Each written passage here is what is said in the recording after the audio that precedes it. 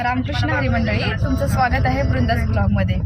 तर आत्ता मी ऑफिसला चाललेले आहे। अक्षरशः 10:30 वाजलेले आहेत आता। तसा माझा ऑफिसचा टाइम 9:30चा आहे, पण मला वाघोलीतून सणसवाडीमध्ये यावं लागतं ना, सो त्यामुळे नाही का म्हणजे ट्रॅफिकमुळे मग खूपच उशीर होतो मला यायला।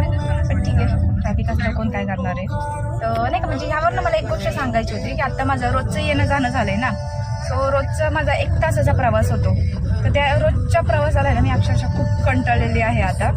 पण नाही का हीच गोष्ट नाही का मी ज्यावेळेस कॉलेजमध्ये होते ना त्यावेळेस नाही का मला म्हणजे रिक्षाने जायला लागायचं कॉलेजला। सो 5 ते 10 मिनिटं अप्रॉक्स लागायची मला कॉलेजपर्यंत पोहोचायला रिक्षाने।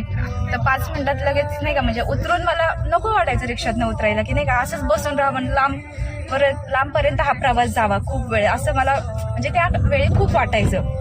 पण त्यावेळेस नाही का म्हणजे कॉलेजला जायचं लगेच उतरावं लागायचं, जाणार तरी कुठे दुसरीकडे लांब। सो तेव्हा ती गोष्ट घडत नव्हती।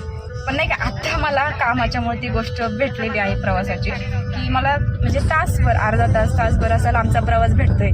पण तो रोजचा प्रवास करून करून ना मी अक्षरशः एवढी कंटाळली आहे ना ह्या गोष्टीला, की नको झाले आता मला ही गोष्ट। नाही का म्हणजे सांगण्याचं तात्पर्य हेच की माणसाच्या लाईफचं जीवनाचं हे असंच राहतं। एखादी गोष्ट ज्यावेळेस आपल्याला हवी असते ना त्यावेळेस म्हणजे ती नसती गोष्ट आपल्याकडे, त्यावेळेस ती आपल्याला गोष्टीची खूप आतुरता लागते, खूप आस लागते त्या गोष्टीची।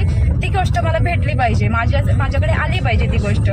पण ज्यावेळेस ती गोष्ट आपल्याला भेटते, आपल्या लाईफमध्ये येते, तर त्या गोष्टीचं आपल्याला रोजचं तीच गोष्ट करून मग त्या गोष्टीचा आपल्याला कंटाळा यायला लागतो।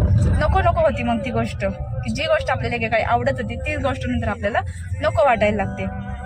तर असं नसलं पाहिजे लाईफचं, कारण की एखादी गोष्ट भेटली, आपण जिची आस लावली होती ती आता आपल्याला भेटली, प्राप्त झाली, सो त्या गोष्टीचा आपण नाही का म्हणजे आनंदच मानला पाहिजे। पण ठीक आहे, लाईफ आहे, अप्स डाऊन्स, जे काही मूड स्विंग्स असतात ते चालणारच। तो ठीक आहे, एवढंच बोलायचं होतं। Bye bye.